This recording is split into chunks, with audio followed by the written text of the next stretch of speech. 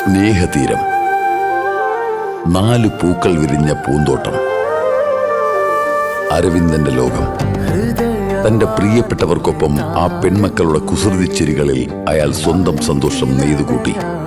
വിധിയുടെ കരിങ്കണ്ണുകൾ ആ വീടിനുമേൽ വീഴുന്നതുവരെ ആനന്ദം മാത്രമായിരുന്നു ആ കൊച്ചു സൗധത്തിലെ അതിഥി. പക്ഷേ പ്രാണന് തുല്യം വിശ്വസിച്ച ജയപാലൻ എന്ന സുഹൃത്തിന്റെ വഞ്ചന അരവിന്ദന്റെ പ്രാണനെ എടുത്തു. ഒരൊറ്റ രാത്രിയുടെ ഇരുളിൽ ആ തണൽ മരം കടപുഴകി വീണു. ഒരമ്മയും 4 പെൺമക്കളും അനാഥത്വത്തിന്റെ പെരുമഴയിലേക്ക് എറിയപ്പെട്ടു. അവിടെയും തീർന്നില്ല ജയപാലന്റെ വിനാശച്ചതികൾ.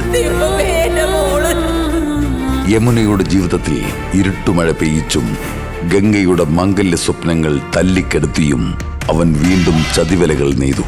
എന്നാൽ പ്രണയത്തിന്റെ കരുതൽ കരങ്ങളോടെ വിനീത് ഗംഗയെ ചേർത്തു പിടിച്ചു.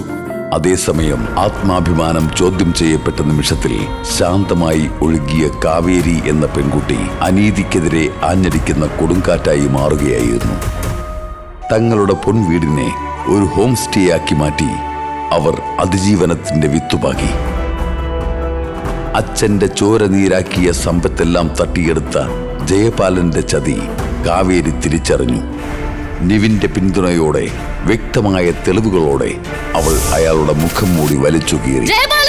അച്ഛന്റെ ഓരോ തുള്ളി കണ്ണുനീരിനും ചതിച്ചെടുത്ത ഓരോ പൈസയ്ക്കും ആ പെൺമക്കൾ കണക്ക് പറയിച്ചു. അച്ഛനെ തോൽക്കാൻ ഞാൻ സമ്മതിക്കില്ല. പക്ഷേ സന്തോഷത്തിന്റെ നിലാവെളിച്ചത്തിന് ആയുസ് കുറവായിരുന്നു.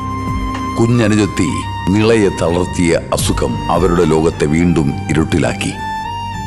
തങ്ങളുടെ പ്രിയപ്പെട്ട കൂടപ്പിറപ്പിന്റെ ജീവന് വേണ്ടി പിറന്ന നാടിന്റെയും വീടിന്റെയും ആത്മാവിനെ നെഞ്ചിലേറ്റി ആ കുടുംബം നഗരത്തിന്റെ തിരക്കുകളിലേക്ക് യാത്രയായി. ആ പുതിയ തീരത്ത് അവർക്കായി വിധിയൊരുക്കിയ കാവലാൾ കാത്തിരിക്കുകയായിരുന്നു നരേൻ. കാവേരിക്ക് തണലായും ആ കുടുംബത്തിന് കരുത്തായും ഇനി അവൻ കൂടെയുണ്ടാകും. സ്നേഹത്തിന്റെയും അതിജീവനത്തിന്റെയും പുതിയൊരു പുഴ നീന്തിക്കടക്കാൻ അവർ ഒരുങ്ങുകയാണ്. ഈ പുഴയും കടന്ന് തിങ്കൾ മുതൽ വെള്ളി വരെ രാത്രി 9:30.